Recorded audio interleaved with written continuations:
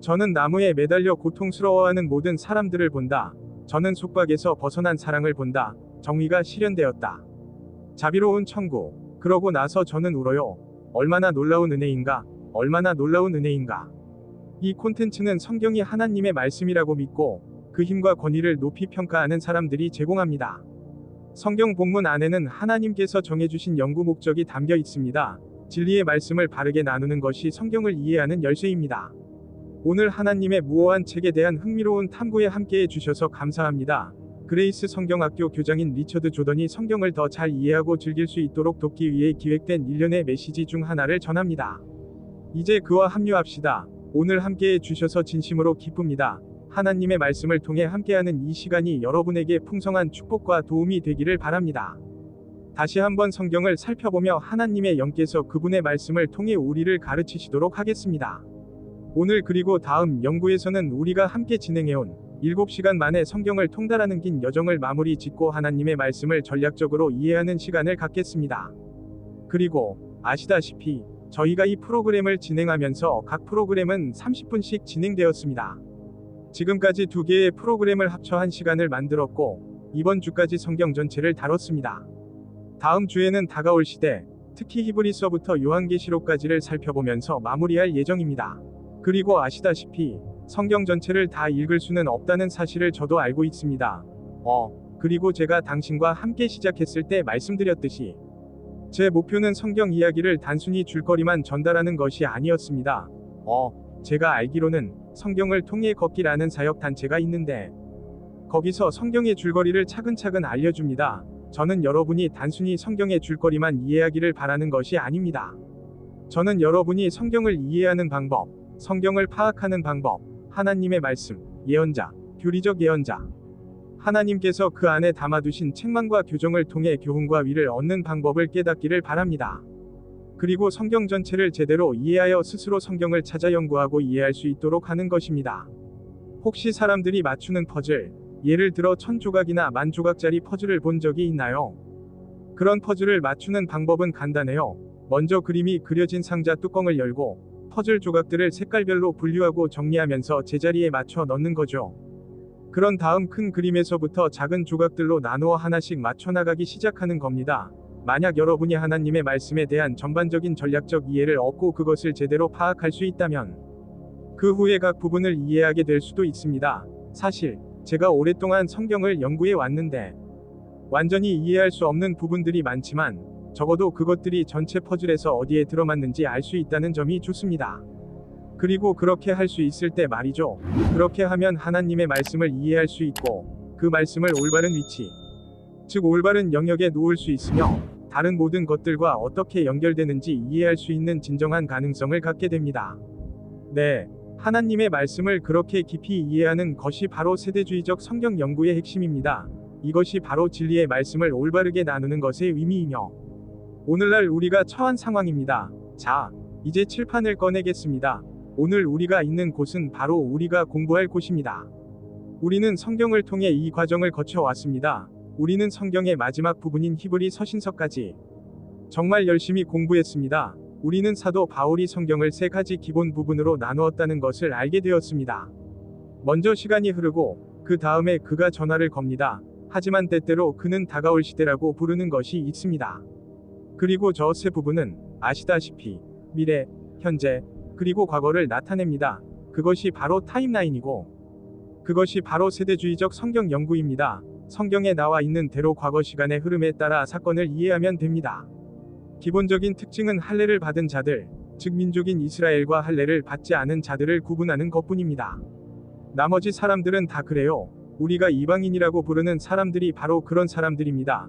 성경책을 이런 식으로 펼쳐 놓으세요. 창세기부터 말라기서까지 우리가 구약 성경이라고 부르는 것은 과거 시대의 이야기입니다. 그 다음으로는 마태복음, 마가복음, 누가복음, 요한복음이 있습니다. 그리고 그 책들은 주 예수 그리스도께서 이스라엘 민족에게 베푸신 지상 사역을 보여줍니다. 이 책들의 마지막 부분에서 예수 그리스도가 죽는다. 부활하신 그분은 하늘로 승천하시고 작은 무리에게 성령을 다시 보내주십니다. 초기 시대에 사도행전은 여기서 시작되며 사도행전에서는 이스라엘의 몰락과 새로운 사역을 통해 이방인에게 구원이 임하는 것을 볼 수 있습니다. 하늘에서 오신 그리스도께서 사도 바울에게 새로운 지침과 새로운 사역을 계시하셨습니다. 그리고 로마서부터 빌레몬서까지는 오늘날 교회, 곧 그리스도의 몸 안에서 하나님께서 행하시는 일과 예언되지 않은 비밀스럽고 예상치 못한 계획에 대해 묘사하고 있습니다. 여기 뒤쪽의 사역은 예언입니다. 이는 세상이 시작된 이래로 하나님께서 이루시고 알리신 일들에 대한 설명입니다. 바울에게 오시면 세상이 시작된 이래로 당신이 비밀로 간직해온 이 비밀 계획, 즉 마태복음, 마가복음, 누가복음, 요한복음에 나오는 그리스도의 지상 사역과 이스라엘에 관한 이야기를 접하게 됩니다. 사도행전, 구원, 이스라엘에게 새롭게 제시된 구원의 제안, 그들의 거부, 이스라엘의 몰락, 그리고 구원. 이스라엘과 별개로 이방인에게로 나아가는 것, 그리스도께서 사울과 바울, 곧 그리스도의 몸된 교회에게 계시하신 새롭고 예상치 못한 사역을 통해서 말입니다. 이제 프로그램이 종료됩니다. 언젠가 그리스도가 다시 오실 것입니다. 그리스도의 몸을 다시 하늘로 데려가 그분과 함께 있게 하십시오. 그리고 그분께서 그렇게 하시면 이곳에서 중단되었던 예언적인 프로그램이 마무리되고 다가올 시대의 결실을 맺게 될 것입니다. 세례 요한은 그들에게 다가올 진노에 대해 경고했습니다. 딱 맞네요. 그리스도는 자신의 재림에 대해, 그리고 주의 나라가 이 땅에 임하리라 고 말씀하셨으며 히브리서부터 요한계시록까지의 교리는 이러한 맥락에 부합합니다. 그들은 이곳에 오기에 적절한 시대에 속합니다. 그리고 그 문제, 즉 그들이 거기에 적합하고 거기서 일하는 문제가 바로 성경 전체를 설명해 주는 것입니다. 그리고 이 모든 것들이 어디에 들어맞는지 파악할 수 있다면 마태복음, 마가복음, 누가복음, 요한복음, 그리스도의 사역, 사도행전, 이스라엘의 타락, 이방인에게로 가는 구원, 로마서부터 빌레몬서까지, 그리고 우리가 지금 어디에 있는지 알 수 있을 것입니다. 히브리서, 계시록, 다가올 시대, 성경의 색임만 봐도 그런 기능을 한다는 게 참 신기하네요. 보세요. 성경에 관한 책을 읽거나 설교자의 설교를 듣는 것이 아니라 성경 자체를 직접 읽으면, 즉 성경을 읽는다면 말입니다. 실제로 성경을 읽어보면 비록 자신이 깨닫지 못하더라도 그 안에 담긴 교훈을 얻게 될 것입니다.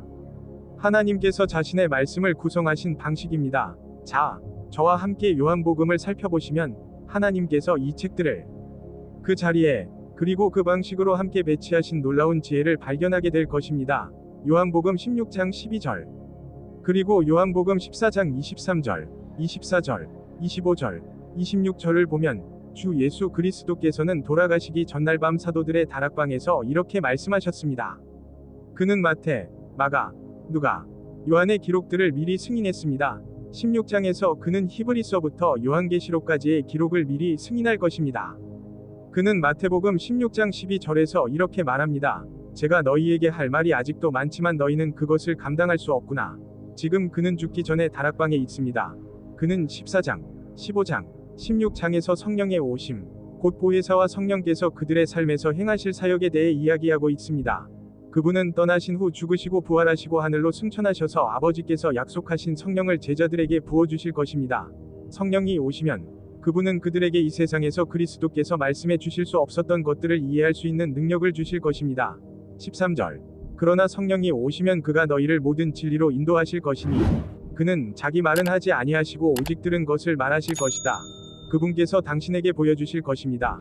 당신은 앞으로 일어날 일들을 지켜봅니다. 그래서 그들이 하나님의 영에게 기대하는 것은 다가올 시대에 대한 정보를 주는 것입니다. 자, 그럼 저와 함께 히브리서 2장으로 가보죠. 히브리서 2장입니다. 그리고 히브리서 저자가 무엇이라고 말하는지 주목해 보십시오. 히브리서 2장 3절에 나와 있습니다. 우리는 어떻게 탈출할 수 있을까? 그런데 히브리서는 누가 이 편지를 썼는지에 대해 뭔가 말해주고 있어요. 주님께서 처음 말씀하시기 시작하신 이처럼 큰 구원을 우리가 소홀히 여긴다면 어떻게 피할 수 있겠습니까?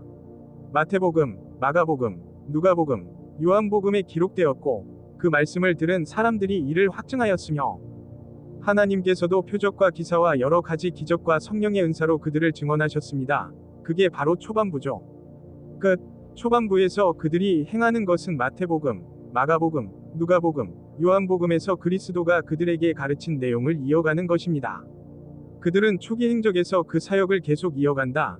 이제 그는 제가 너희에게 지금은 알 수 없는 몇 가지 이야기를 해줄 텐데 성령이 오시면 알게 될 것이다 라고 말했다. 그래서 그는 그들을 가르칩니다. 그런 다음 예수님은 그들에게 성령을 주십니다. 그리고 그는 5절에서 이와 같은 메시지를 계속해서 전합니다. 그가 오는 세상을 천사들에게 복종시키지 아니하셨느냐? 우리가 말하는 것을 지금 보십시오. 여기 있는 작가들은 다가올 세상에 대해 이야기하고 있어요.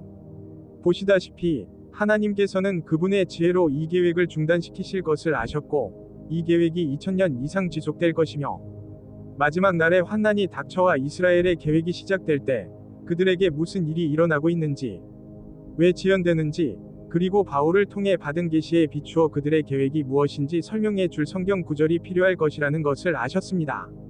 하지만 그 계시는 여기에 아직 나와 있지 않습니다. 하나님께서는 그분의 지혜로 이 시기에 다가올 세상을 다루는 몇 권의 책을 기록해 두셨습니다. 그들이 무엇에 집중하는지 어떻게 알 수 있죠? 저는 히브리서 2장 5절을 읽을 수 있고 그는 내게 이렇게 말합니다. 네, 그럼 이 책들은 다가올 시대와 다가올 세계에 초점을 맞출 것입니다. 히브리서 1장을 다시 살펴보면 하나님께서는 여러 시대에 여러 가지 방법으로 선지자들을 통해 조상들에게 말씀하셨으나 이 마지막 시대에는 그의 아들을 통해 우리에게 말씀하셨습니다. 그분은 그리스도를 통해 말씀하시기 시작하셨고 그분의 말씀을 들은 사람들이 이를 확증해 주었습니다. 그런데 지금 우리는 그것에 대해 이야기하고 있네요. 보시다시피 우리는 예언적 계획에 대해 이야기하고 있으며 예언적 계획 속에서 이스라엘의 마지막 날들에 대해 이야기하고 있습니다. 여기 있는 책들은 예언에 나타난 이스라엘 계획의 마지막 단계에 초점을 맞추고 특히 작은 무리를 통해 그 계획이 어떻게 실현될 것인지를 설명하고 보여줄 것입니다. 두려워하지 마라. 작은 무리야, 내 아버지께서 너에게 왕국을 주시기를 기뻐하신다. 나와 함께 야고보서 5장을 읽어보자. 그리고 그것이 여전히 핵심이라는 점에 주목하세요. 제임스 5장, 야고보서 5장 7절. 그러므로 형제들아, 주님의 재림까지 인내하십시오. 관심은 그의 오심에 집중되어 있다. 보라, 농부는 땅의 귀한 열매를 기다리며 이른 비와 늦은 비가 내릴 때까지 오래 참는다. 여러분도 인내하십시오. 주님의 오심을 위해 마음을 굳게 하십시오. 형제들아, 서로 원한을 품지 말라. 그렇지 않으면 정죄받을 것이다. 보라, 심판자가 문 앞에서 계시도다. 주님의 재림에 대한 논의가 이루어지고 있음을 주목하십시오. 그가 심판관으로서 전쟁을 일으키러 오는군요. 이게 다예요. 그가 여기 오는 것은 교회를 빼앗으러 오는 것이 아닙니다. 여기 있는 것이 그리스도의 몸입니다. 그는 사실관계를 바로잡기 위해 왔습니다. 그가 불길 속에서 나타나 그들에게 복수하려 한다. 하나님을 알지 못하고 심판자로 오는 복음에 순종하지 아니하노라. 이 책들의 핵심은 바로 여기에 있습니다. 그러므로 너희 형제들, 곧 주님의 이름으로 예언한 선지자들을 데려오라. 10절.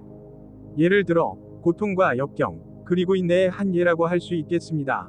보십시오. 우리는 인내하는 자들을 행복으로 여깁니다. 보시다시피 여기서 중요한 것은 고난을 끝까지 견뎌내는 것입니다. 그렇게 함으로써 여러분은 구원받아 그 왕국에 들어갈 수 있습니다. 너희는 욥의 인내에 대해 들었고 여호와께서 베푸신 마지막 일을 보았으니 여호와께서는 참으로 불쌍하시고 자비로우시다. 그들은 누군가의 가르침을 통해 욥기를 공부하고 있는데 그 책에는 위로운 욥이 사탄의 포로 생활 아래 고난을 당하다가 결국 사탄의 포로 생활에서 해방되는 이야기가 나옵니다. 이는 마치 이스라엘이 적그리스도로부터 해방되어 하나님께서 이스라엘에게 약속하신 왕국에서 2배의 축복, 2배의 몫을 누리게 될 것과 같습니다. 제임스, 다시 다가올 시대에 초점을 맞춰서 먼저 베드로를 살펴보겠습니다. 베드로전서 1장 9절. 너희 믿음의 최종 목적 곧 너희 영혼의 구원을 받으라. 이 구원을 선지자들이 간절히 구하고 예언하였으니 너희에게 임할 은혜를 예언하였느니라. 여기서 그들은 종말을 바라보고 있으며 끝까지 견디는 자는 구원을 받을 것이다. 13절에서 그는 이렇게 말합니다. 그러므로 너희 마음의 허리를 동여매고 정신을 차리라. 예수 그리스도께서 나타나실 때 여러분에게 주어질 은혜를 끝까지 소망하십시오. 우리는 그가 쓴 예수 그리스도의 계시록이라는 책에 대해 이야기하고 있는 겁니다. 원하신다면 저와 함께 베드로후서로 가시죠. 제1장 10절. 그러므로 형제들아, 너희는 너희의 부르심과 택하심을 확실히 하도록 힘쓰라. 만일 너희가 이것들을 행하면 너희는 그것을 얻을 것이다. 당신은 결코 실패하지 않을 것입니다. 떨어지다. 그리하여 여러분은 우리 주 예수 그리스도의 영원한 나라의 풍성이 들어갈 수 있는 길을 얻게 될 것입니다. 다시 말해, 예수님께서 니고데모에게 말씀하신 것처럼 사람이 물과 성령으로 거듭나지 아니하면 하나님 나라에 들어갈 수 없다는 것입니다. 그 왕국에 대해 이야기해 보는 건 어떨까요? 마지막 시대의 이스라엘과 그곳에서 일어날 일들에 대해 이야기해 볼까요? 베드로후서 3장 1절에 기록되어 있지만 사랑하는 여러분, 이 두 번째 서신에서 저는 여러분의 순수한 마음을 일깨워 주기 위해 거룩한 예언자들이 전에 전한 말씀과 우리 사도들의 계명을 기억하게 하려고 이 두 서신을 씁니다. 그는 선지자들이 말한 것, 곧 거룩한 선지자들의 입을 통해 그리고 12사도를 통해 우리 사도들이 알고 있듯이 마지막 날에 조롱하는 자들이 나타날 것이라는 3절 말씀을 말하고 있습니다. 아시다시피 여기 있는 이 사역은 예언의 마지막 날과 관련이 있습니다. 그리고 여기 있는 사람들은 예언의 마지막 날에 대해 이야기하고 있네요. 이 모든 것들이 서로 잘 어울립니다. 요한일서 2장, 시간이 쏜살같이 지나가고 있다는 표지판을 계속 들고 있으면서도 이 모든 일들을 빨리 끝내려고 애쓰고 있어요. 제가 이렇게 말씀드리는 이유는 아시다시피 해야 할 말을 다 하기에는 시간이 부족해서 답답하기 때문입니다. 그리고 더 말씀드리고 싶은 게 있습니다. 제가 말을 빨리 하는 건 알지만 나눠드린 작은 책자를 보시면 제 말과 내용이 잘 맞아떨어질 거예요. 요한일서 2장 18절을 보시면 제가 이 연구에서 설명드릴 수 있는 것보다 훨씬 더 많은 정보를 얻으실 수 있습니다. 요한일서 2장 18절, 어린아이들, 이번이 마지막입니다. 존이 글을 쓰고 있는 때가 바로 그때입니다. 그는 적그리스도가 나타날 것이라는 말을 마지막으로 들은 시점에 글을 쓰고 있습니다. 바로 지금 이 시기에 문제가 되는 부분이 그겁니다. 적그리스도는, 지금은 많은 적그리스도가 있는데 우리는 이것이 마지막 시대라는 것을 알고 있습니다. 바로 그때입니다. 저와 함께 유다서를 살펴보겠습니다. 유다서 14절, 아담으로부터 7번째 후손인 에녹도 이러한 일들을 예언했습니다. 저 멀리 에녹이 살았죠. 창세기 5장은 이스라엘에서 일어나고 있는 일들이 바로 마지막 날에 일어날 일이라고 예언했습니다. 보라, 주께서 수만 명이 성도들과 함께 바로 저기로 오신다 라고 말하였다. 요한계시록 19장에서는 모든 사람에게 심판을 내리시고 그들 가운데 있는 모든 불경건한 자들에게 그들이 행한 모든 불경건한 행위를 깨닫게 하시려고 합니다. 그리고 불경건한 죄인들이 그분을 대적하여 했던 온갖 악담들 중에서 당신은 그 쇼를 읽었군요. 판사는 판결을 내릴 준비를 하며 문 앞에 서 있다. 유다서 24절 말씀입니다. 너희를 넘어지지 않게 지키시고 흠없이 그의 영광 앞에 기쁨으로 서게 하실 수 있는 그분께 오직 지혜로우신 우리 구주 하나님 앞에 영광과 위엄과 권능이 지금부터 영원까지 있을지어다. 바로 저기가 왕국입니다. 그러므로 요한계시록, 곧 예수 그리스도의 계시록에 이르러서는 하나님께서 그의 종들에게 곧 일어날 일들을 보여주시려고 그의 천사들을 통해 그의 종 요한에게 이 사실을 알리셨으니 요한은 하나님의 말씀과 예수 그리스도의 증거와 그가 본 모든 것을 기록하였다. 이 예언의 말씀을 읽는 자와 듣는 자와 지키는 자는 복이 있나니 때가 가까웠음이라. 친구여, 이 책들에서 벌어지고 있는 일은 바로 다가올 시대, 우리가 이야기하는 다가올 세상에 관한 것입니다.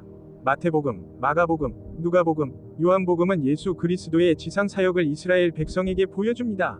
사도행전은 이스라엘의 제한, 이스라엘의 타락, 그리고 바울의 사역을 통해 이방인에게로 나아가는 구원을 제시합니다. 로마서부터 빌레몬서까지는 오늘날 우리가 처한 그리스도의 몸을 보여줍니다.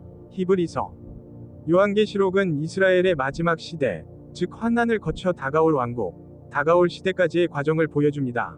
이제 여러분이 그것을 보고 따르다 보면 하나님께서 말씀을 그런 식으로 구성하신 지혜를 깨닫게 되고 하나님의 말씀을 여러분이 이해하고 파악할 수 있는 방식으로 정리된 것을 알게 됩니다. 그곳에 있을 때 기억해야 할 것 중 하나는 시간이 흐른다는 기본적인 특징입니다.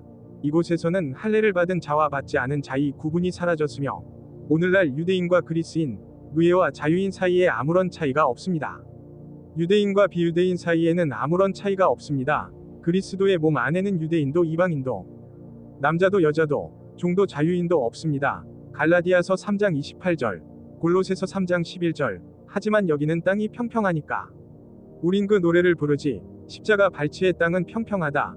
나보다 높은 사람은 없다. 제가 예수님의 이름을 부를 수 있듯이 왕께서도 그렇게 하실 수 있습니다. 지면은 평평합니다.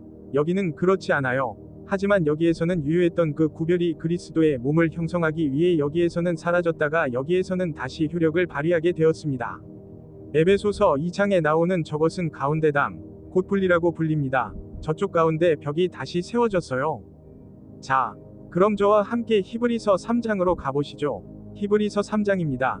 히브리서 3장. 그러므로 거룩한 형제 여러분, 하늘의 부르심에 참여한 여러분은 우리 신앙의 사도요 대제사장이신 예수 그리스도를 생각하십시오. 그는 자기를 세우신 분께 충실하셨습니다. 모세가 그의 온 집안에서 충실했던 것처럼 이 사람은 모세보다 더 큰 영광을 받을 자격이 있는 사람으로 선택되고 여겨졌기 때문입니다. 그가 지은 집이 더 존귀한 집이니라. 집을 짓는 사람이 집보다 더 존귀하다. 여기서 그는 모세와 이스라엘, 그리고 하나님께서 모세를 통해 세우시는 성전에 대해 이야기하고 있다는 점에 주목하십시오. 이제 6절에서 그는 이렇게 말합니다. 그러나 그리스도는 자기 집을 다스리는 아들이시니 우리가 그 집을 굳게 붙잡으면 누구의 집이겠습니까? 이게 바로 여기 벽을 다시 쌓는 재료예요. 야고보서 1장을 보십시오. 야고보서 1장, 사람들이 믿기 어려워하는 성경 구절이 있습니다. 사람들은 그 책을 좋아합니다. 그들은 야고보서에서 구절을 인용하는 것을 좋아합니다. 말씀을 듣기만 하는 자가 아니라 행하는 자가 되십시오. 그런 종류의 말입니다. 성경에 나오는 약속을 믿으려면 그 약속이 누구에게 쓰인 것인지 알려주는 부분을 믿어야 합니다. 예수 그리스도의 종 야고보서 1장 1절이 흩어져 있는 12지파에게 편지합니다. 형제자매 여러분, 안녕하세요. 저 구절을 보십시오. 이 구절은 야고보서가 누구에게 쓰여졌다고 말하고 있습니까? 흩어져 있는 12지파에게. 저 사람은 누구죠? 저곳이 이스라엘입니다. 베드로전서 1장을 먼저 보십시오. 그것은 에게 쓰여졌습니다. 똑같은 사람들 무리야. 베드로전서 1장, 예수 그리스도의 사도 베드로가 흩어져 있는 나그네들에게 이스라엘에 관하여 이야기하는 글이다. 그는 그들을 먼저 베드로후서 2장 9절에서 부릅니다. 너희는 택하신 세대요, 왕 같은 제사장들이요, 거룩한 나라니라. 저 사람은 누구죠? 그러니까 그 구절은 오늘날 신자의 제사장직이 바로 이것이라고 말합니다. 그것은 어떤 나라인가? 오늘날 어떤 나라가 왕 같은 제사장인가 하는 것입니다. 없음. 그 구절 바로 아래에 약속이 적혀 있어요. 출애굽기 19장 5절과 6절. 만약 여러분이 아직 성경에 그 내용이 적혀 있지 않다면, 또는 여러분이 오랫동안 우리와 함께 왔다면 말입니다. 공부하세요. 그 구절을 적어 놓으셨잖아요. 저 나라가 바로 이스라엘입니다. 이 구절은 더할 나위 없이 명확합니다. 한쪽 눈이 멀고 다른 쪽 눈도 볼 수 없는 사람이 아니라면 베드로전서 2장 9절이 출애굽기 19장 5절과 6절이 성취라는 것을 모를 리가 없습니다. 이스라엘이라는 나라입니다. 여기서 무슨 일이 벌어지고 있는지 알아. 청원서의 중간 벽이 다시 세워졌습니다. 당신은 은혜의 시대에 살고 있지 않습니다. 당신은 다가올 시대에 살고 있습니다. 그 이유는 하나님께서 모든 거룩한 예언자들의 입을 통해 이스라엘 민족에게 말씀하신 것을 성취하고 계시기 때문입니다. 자, 여러분은 한 가지를 이해하셔야 합니다.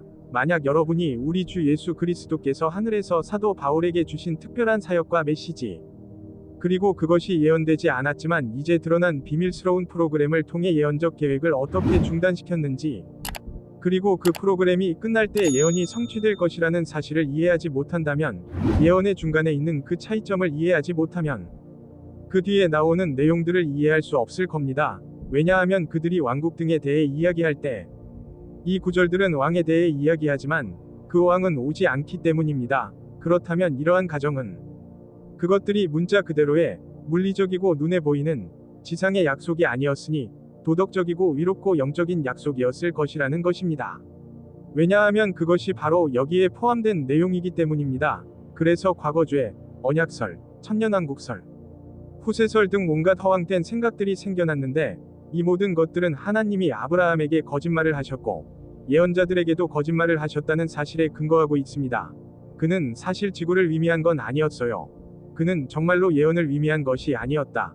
예수님은 정말로 못되게 굴려는 위도가 아니셨어요. 온유한 자들이 땅을 차지할 것이다. 이는 그들이 원해서 이루어진 일이 아니다. 하지만 실제로 일어난 일은 하나님께서 하신 말씀 전부를 진심으로 하셨다는 것입니다. 그는 하고 싶은 말을 다 했다. 그는 그냥 방해했을 뿐이에요. 하지만 오늘날에는 그런 일이 벌어지고 있지 않습니다.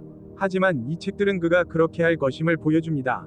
하나님의 지혜는 그분의 말씀을 모아 놓은 것으로, 이를 통해 여러분은 하나님의 지혜를 접하고 하나님의 말씀에 대한 확신을 가지고 믿음을 굳건히 세울 수 있습니다.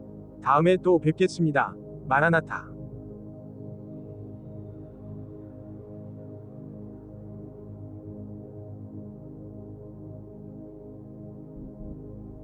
저는 언덕 위, 고통에 몸부림치는 나무 위에서 그를 보게 될 것이다. 저는 속박에서 벗어난 사랑을 본다. 정의와 자비가 요구한다. 오늘 함께해 주셔서 진심으로 기쁩니다. 하나님의 말씀을 통해 함께하는 이 시간이 여러분에게 풍성한 축복과 도움이 되기를 바랍니다. 다시 한번 성경을 살펴보면서 하나님의 영께서 말씀을 통해 우리를 가르치시도록 합시다. 이번 방송을 통해 우리는 지금까지 진행해 온 긴 성경 연구의 결론에 도달하게 될 것입니다. 7시간에 걸친 하나님의 말씀 여정을 마무리하며 성경을 전략적으로 이해하는 데 도움을 드리고자 합니다.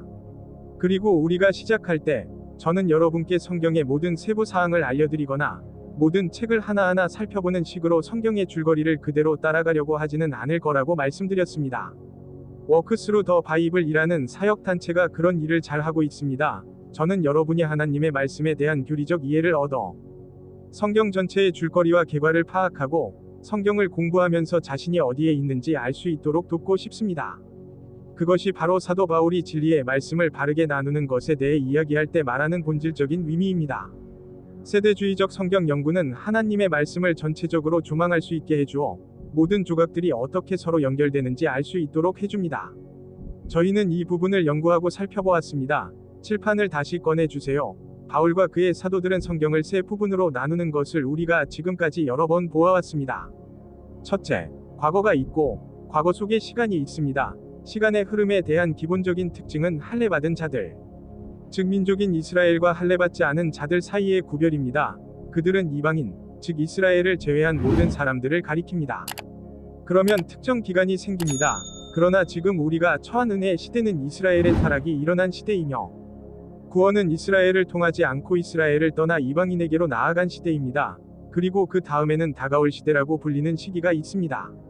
오늘 저희와 함께 해주신 분이시거나 이전에 저희와 함께 하신 적이 없는 분이라면 지금 이 순간은 과거일 뿐이고 앞으로 다가올 시대는 미래라는 것을 말씀드리고 싶습니다.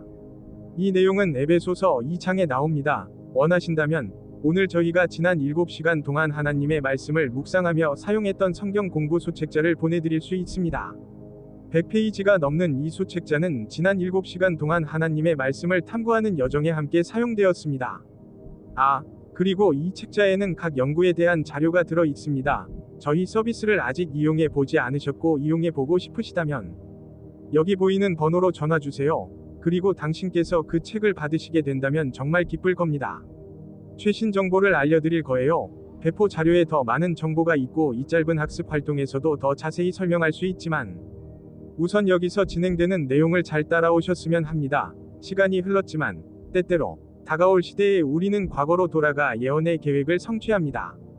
성경에서 가장 기본적인 구분은 예언과 성경의 구분입니다. 예언은 세상이 시작된 이래 모든 거룩한 예언자들의 입을 통해 전해진 말씀입니다. 바울이 여기서 말하는 것은 세상이 시작된 이래로 감추어져 있던 비밀, 곧 신비인데 이제 그리스도의 몸인 교회를 이루면서 그 비밀이 드러난 것입니다. 여기 있는 이 프로그램은 하나님께서 이스라엘 민족을 통해 행하시는 일과 관련이 있습니다. 물론 창세기부터 말라기까지는 여기에 해당하지만 마태복음부터 요한복음까지는 예수 그리스도의 지상 사역을 다루고 있으며 그분은 이 책들의 끝에서 돌아가십니다. 그는 부활했습니다. 그분은 하늘로 승천하십니다. 그분은 성령을 다시 이곳으로 보내십니다. 사도행전은 예수 그리스도께서 이스라엘 민족을 섬기시는 사역이 계속되는 모습을 보여주면서 시작됩니다. 그 다음에는 이스라엘의 멸망이 있습니다. 구원, 이방인에게로 가라. 하늘에서 오신 그리스도께서 사울에게 계시를 내리셨을 때 바울은 사울을 구원하고 그를 사도로 삼았으며 이전에는 바울에게 계시되지 않았던 새로운 정보를 우리에게 전해줍니다. 바울은 로마서부터 빌레몬서까지 그 정보를 기록했는데 오늘 우리가 살펴보고 있는 부분이 바로 그 부분입니다. 언젠가 은혜의 시대는 막을 내릴 것입니다. 그리스도께서 오셔서 우리를 데려가시고 우리를 천국으로 데려가셔서 그곳에서 그분과 함께 다스리게 하실 것입니다. 그러고 나서 그는 중단했던 부분부터 다시 시작할 것입니다. 여기서 다시 할례를 받은 사람과 받지 않은 사람의 차이가 중요해집니다. 그리고 히브리서부터 요한계시록에 이르기까지 앞으로 올 시대에 들어맞는 책들이 있습니다. 여기 있는 세례 요한은 이스라엘 백성에게 다가올 진노를 피해 도망치라고 경고했습니다. 여기 분위기에 딱 어울리네요. 그는 인자가 다시 이곳으로 돌아올 것이라고 말합니다. 그는 주의 나라가 이 말이라고 말하며 이러한 예언의 단계들이 성취될 것이라고 말합니다. 그리고 우리가 지난번에 살펴본 이 책들은 다가올 시대에 특히 잘 어울립니다. 히브리서 2장에서는 우리가 말하는 오는 세상을 그분께서 어느 천사의 지배 아래 두셨는지에 대해 구체적으로 언급하고 있습니다. 이 말씀들은 하나님께서 아주 특별하고 지혜로운 방식으로 특별히 기록하신 것으로 이곳 사람들에게 영향을 미치고 이곳 성도들에게 교리가 되도록 하기 위함입니다. 은혜의 시대와 환난의 시대를 지나 천국에 들어가기까지 그들의 여정에는 2000년의 지연이 있을 것입니다. 그게 뭔지 설명해 줘야 할 거예요. 둘째, 피터는 바로 그렇게 합니다. 그들은 바울이 여기서 받은 십자가 사역에 대한 더 심오한 계시를 받게 될 것입니다. 그건 여기에 없는 정보가 아닙니다. 그들은 아무도 몰랐던 비밀 정보를 갖게 될 겁니다. 그것이 그들에게 일어나고 있는 일과 어떤 관련이 있고 또 어떤 변화를 가져오나요? 아니면 아무런 관련이 없는 건가요? 그들이 그렇게 할 수 있도록 도와줄 정보가 필요할 겁니다. 그리고 이 책들은 바로 그런 역할을 합니다. 자, 히브리서 6장으로 넘어가겠습니다. 히브리서 6장. 세상을 올바르게 나누는 것 중 하나는 아시다시피 모든 사람들이 세포에 관심이 있다는 것입니다. 저희입니다. 여기 우리가 있습니다. 모두가 원하는 게 있지만 난 내 것을 원해. 이 책에 담긴 모든 약속은 내 것이다. 그건 사실이에요. 그러니 하나님의 말씀에 있는 모든 것이 당신에 관한 것이라고 생각할 만큼 이기적인 생각을 버리지 못한다면 찬물 샤워라도 하고 오세요. 하나님의 말씀에 있는 모든 것, 하나님의 말씀에 있는 모든 것은 하나님에 관한 것입니다. 누군가는 하나님은 제가 행복하기만을 바라신다 라고 말합니다. 도대체 어느 바위 밑에서 널 발견한 거야? 맙소사. 문제는 당신이 행복한지 여부가 아닙니다. 핵심은 당신이 하나님께 영광을 돌리고 그분께 찬양을 드리는 것입니다. 말이나 행동으로 무엇을 하든지 모든 것을 하나님의 영광과 여러분 자신의 행복을 위해 하십시오. 글쎄, 넌 이틀 후에 뭐가 널 행복하게 해줄지조차 모를 만큼 센스가 없잖아. 지금 할 일이 좀 있어요. 넌 그냥 그걸 꼭 가져야 한다고 생각하는 거야. 넌 결국 죽게 될 거고 아주 비참하게 살게 될 거야. 무슨 말인지 알겠지? 그러면 당신은 생각하겠죠. 제가 이걸 왜 원했을까? 이제 당신이 얼마나 변덕스러운지 알겠죠? 당신은 자기 자신을 벗어나 결코 변하지 않는 무언가에 몰입해야 합니다. 하나님의 말씀은 어떠세요? 성경에 나오는 모든 내용이 당신에 관한 것은 아닙니다. 이 사람들은 과거 이 땅에 살았던 사람들이고 앞으로 올 시대의 사람들은 그보다 훨씬 오래전 사람들입니다. 그들도 당신처럼 그들에 관한 하나님의 말씀에 대한 가르침을 받을 자격이 있고 당신에 관한 가르침을 받을 자격이 있습니다. 그리고 하나님이 그들에게 주신 것을 훔쳐서 마치 당신이 받은 것처럼 행세하는 영적인 도둑이 되지 마십시오. 솔직히 말해보자. 버스터, 여자친구, 사랑하는 여러분, 당신이 누구시든 위의 사항 중 어느 것이든 위의 사항 중 어느 것도 해당되지 않습니다. 제발 철 좀 들어라. 이 책은 하나님의 책이며 당신만을 위한 책이 아닙니다. 하지만 모든 건 그를 중심으로 돌아가죠. 우리의 기쁨은 그가 무엇을 하고 있는지 알아내는 것이며 여러분도 그가 무엇을 하고 있는지 알아낼 수 있기를 바랍니다. 그렇게 하면 하나님의 뜻을 행하는 것이 될 것입니다. 오늘날 그가 무엇을 하고 있는지 알게 되면 그는 그리스도의 몸을 형성하고 있다는 것을 알게 될 것입니다.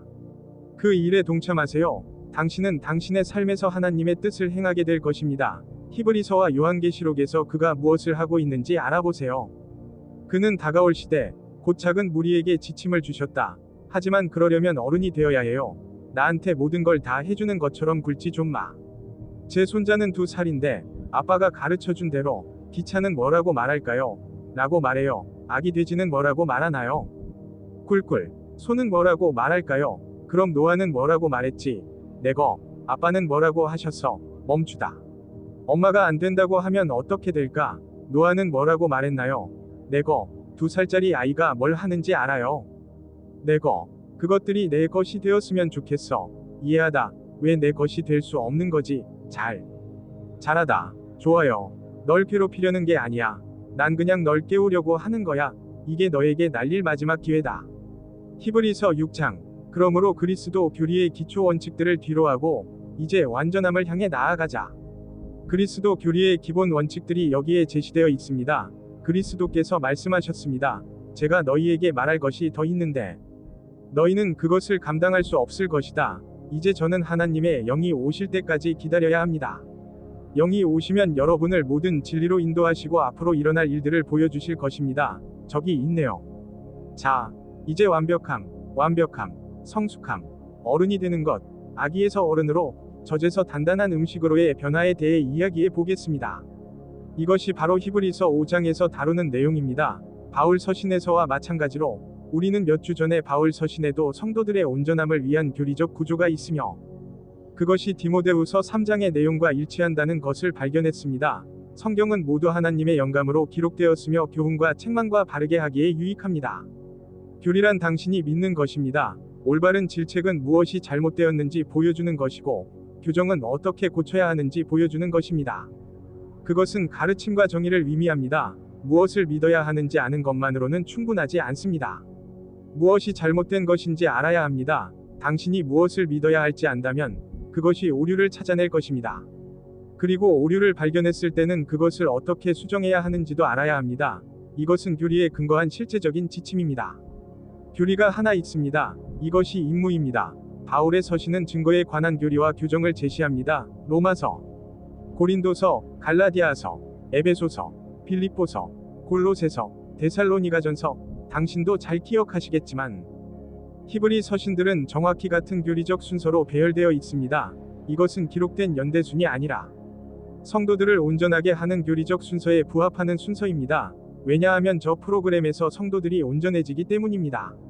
먼저 히브리서가 있고 그 다음 야고보서, 그리고 베드로전서가 있습니다. 여러분에게는 책망과 교정을 위한 교리가 있습니다. 그 다음에는 베드로후서가 있습니다. 베드로후서는 교리에 관한 다음 책입니다. 그 다음에는 요한일서, 요한이서, 요한3서, 즉 요한의 서신들이 있습니다. 그것들은 책망의 편지들입니다. 그 다음에는 유다서가 있는데 이 책은 책망의 책입니다. 그 다음으로는 요한계시록이 있는데 이는 요한계시록 다음으로 중요한 교리서입니다. 로마서, 고린도전서, 갈라디아서, 에베소서, 빌립보서, 골로새서, 데살로니가전서처럼 더 이상 책은 없습니다. 그리고 그 이후로는 지역교회에 보내는 교회 서신이 더 이상 남아있지 않습니다. 같은 진전입니다. 히브리서, 여기서 다루는 교리는 십자가에 관한 것이며 로마서가 십자가에 관한 것이었던 것과 같습니다. 로마서는 십자가에 대한 설명이었고 십자가가 어떻게 우리를 그리스도의 몸의 지체로서 이 땅에서 살아가도록 준비시키는지에 대한 내용이었습니다. 십자가는 우리에게 정체성을 부여하고 그리스도의 몸의 지체로서 이 땅에서 살아갈 수 있도록 준비시켜 줍니다. 히브리서는 이스라엘 민족에게 십자가가 그들에게 어떤 의미이며 그들을 위해 어떤 일이 이루어졌는지 설명합니다.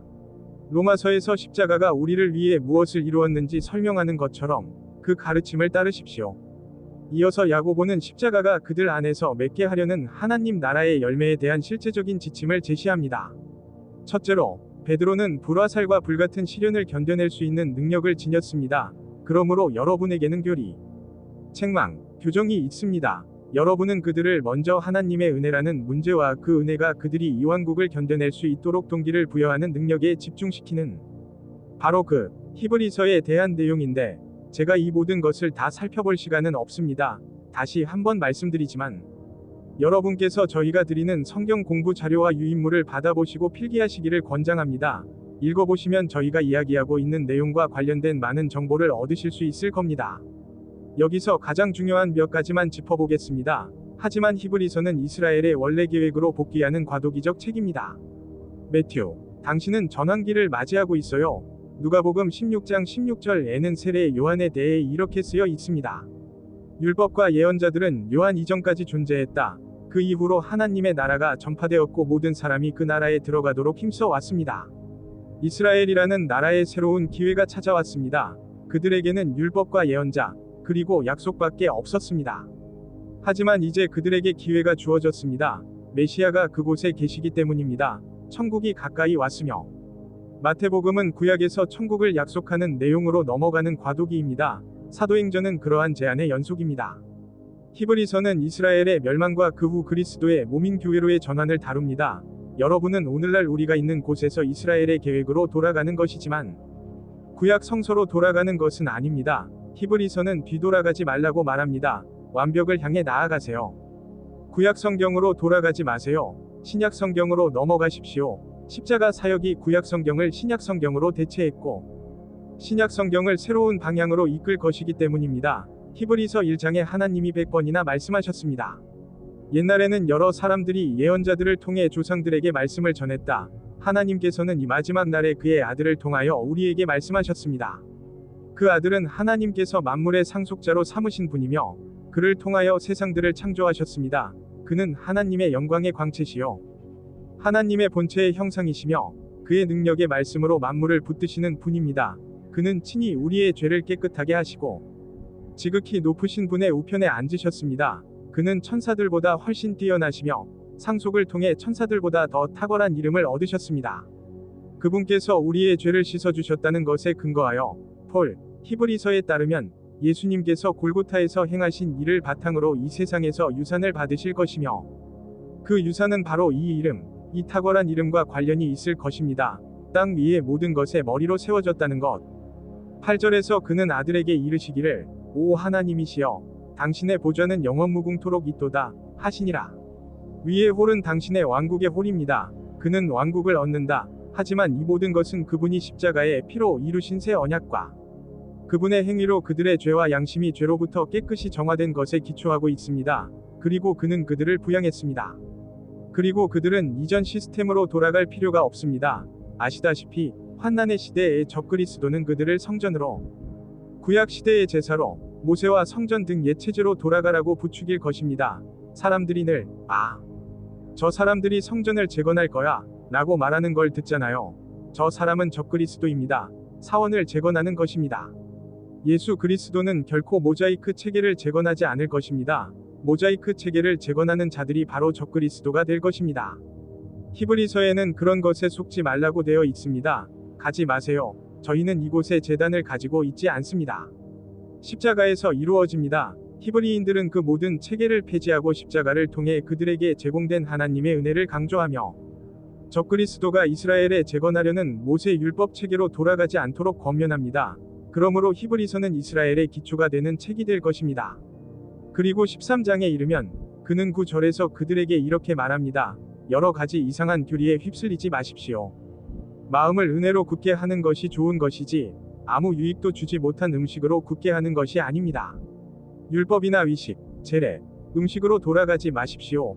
그러나 위대한 은혜를 향해 나아가십시오. 우아함, 율법은 모세를 통해 왔지만 은혜와 진리는 예수 그리스도를 통해 왔습니다.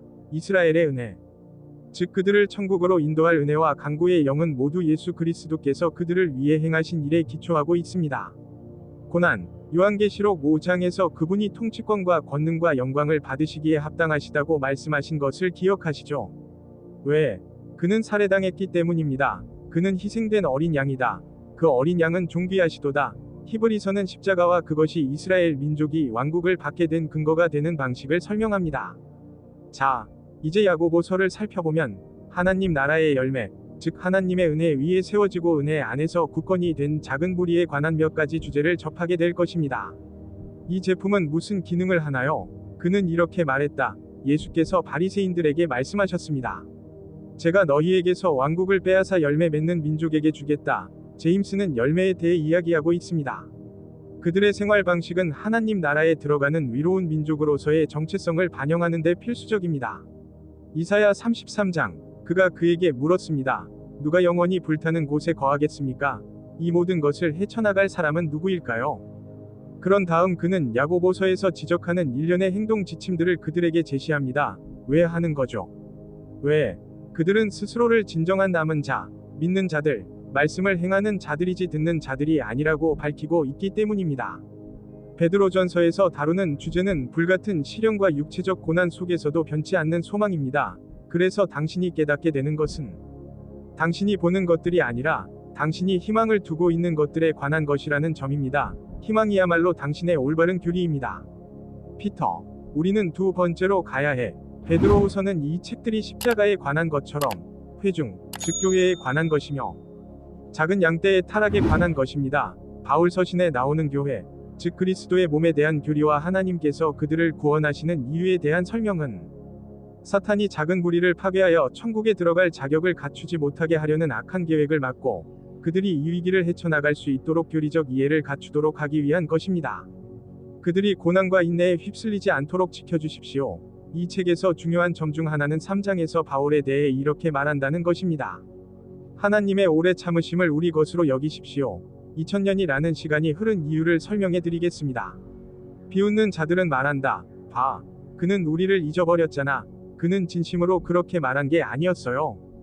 그러자 베드로는 아니 라고 말합니다. 지연의 이유는 바울의 사역을 통해 설명됩니다. 아시다시피 작은 무리가 타락하는 것을 막기 위한 교리가 있습니다. 첫째, 둘째, 셋째. 요한은 첫째, 둘째, 셋째 요한에 대한 책망이며 이는 참된 남은 자를 분별할 수 있도록 주어진 일련의 시험입니다. 요한계시록 2장에서 그는 이렇게 말합니다. 당신은 스스로 유대인이라고 말하면서 병든 자들을 알아냈는데 어떻게 그렇게 했습니까? 그들은 1학년, 2학년, 3학년에 걸쳐 1년의 시험을 치릅니다. 존 테스트 방법은 이렇습니다. 그리고 그 사람이 하나님에게서 태어났는지 알아보려고 행동을 시험하는 겁니다. 그리고 유다서에는 그들이 믿음을 위해 싸울 것이라고 나와 있습니다. 성도들에게 전해진 교리가 이제 변질되고 있습니다. 그러다가 계시로 넘어오면 여기서 중요한 점은 그것이 자연스럽게 이루어진다는 것입니다. 자, 바로 이쪽이 이스라엘 백성이 하나님의 은혜를 향하도록 인도하는 것과 같습니다. 그는 적의 유혹적인 정책에 어떻게 대비해야 하는지 그들에게 알려줄 것입니다. 그분은 모든 거룩한 천사들과 함께 오실 주님께서 모든 거룩한 천사들과 함께 영광 중에 오셔서 영광의 보좌에 앉으실 그 다가올 왕국에서 주 예수 그리스도의 영광을 나타내실 것입니다. 저와 함께 가시죠. 요한계시록 22장에 나옵니다. 흥미롭게도 요한계시록이 끝날 무렵에는 아무것도 남지 않는다는 것을 알게 될 것입니다. 사실 경고가 있습니다. 더 이상 추가할 내용은 없습니다.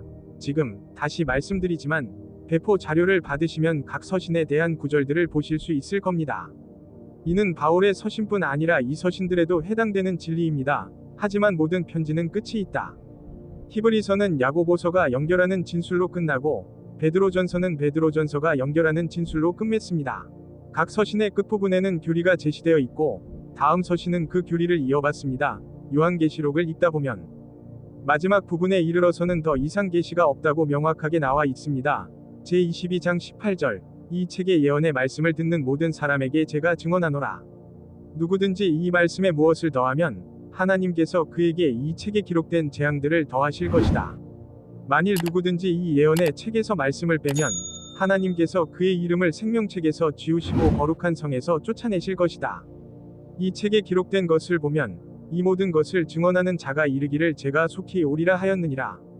아멘. 그러므로 주 예수여 오소서. 우리 주 예수 그리스도의 은혜가 여러분 모두와 함께 하기를 원합니다. 아멘. 끝났어. 이제 끝이 왔다. 더 이상은 없습니다. 끝났습니다. 21장으로 돌아가 보시면 그가 왜 그렇게 말하는지 알 수 있을 겁니다. 21장 5절 보좌에 앉으신 이가 이르시되 보라 내가 모든 것을 새롭게 하리라 하시니라. 그리고 그분은 내게 이르시되 기록하라. 이 말씀들은 참되고 신실하기 때문이니라. 그러자 그분께서 내게 말씀하셨습니다. 다 이루어졌습니다. 저는 알파이자 오메가 시작이자 끝이다. 예수 그리스도께서 십자가에 달리셨을 때 다 이루었다 라고 말씀하셨습니다. 구원의 사역은 끝났습니다. 당신은 끝에 도달합니다. 요한계시록 주 예수 그리스도께서 다 이루었다고 말씀하셨습니다. 제가 이루고자 했던 것이 이제 완성되었다. 그리고 그 십자가가 드러내고자 하는 영광이 바로 여기에 있습니다. 환난을 믿는 자들에게는 그 모든 고난을 견뎌내고 끝까지 그리고 영광에 이르기까지 버틸 수 있도록 해주는 내적인 격려와 동기가 필요합니다. 히브리서 12장 1절 그는 이렇게 말합니다. 우리를 쉽게 얽매는 모든 무거운 짐과 죄를 벗어버리고 우리 앞에 놓인 경주를 인내심을 가지고 달려가되 우리 믿음의 창시자요 완성자이신 예수님을 바라보자. 이 모든 것은 그분 앞에 놓인 기쁨을 바라보는 데 달려 있습니다. 거기 계신 하나님은 십자가를 참으시고 수치를 개의치 않으셨으며 하나님의 보좌 우편에 앉으셨습니다. 그는 어떻게 십자가를 견뎌내고 승리를 쟁취하여 그 왕국의 기쁨을 누릴 수 있었을까요? 그는 성취되고 있는 것에 대한 이해의 영역을 마음속에 심어둠으로써 그것을 해냈다. 그가 해냈어요. 그리스도께서 겪으셨던 이러한 덕을 세우는 과정이 그들도 되어야 합니다. 저기 있네요. 이제 가야겠어요. 우리는 함께 7시간 동안 하나님의 말씀을 살펴보았습니다. 제 기도는 여러분이 하나님의 말씀을 굳게 붙잡게 되어 하나님의 말씀이 여러분을 굳게 붙잡게 되는 것입니다. 우리의 소망은 여러분이 하나님의 말씀을 이해하도록 돕는 것입니다.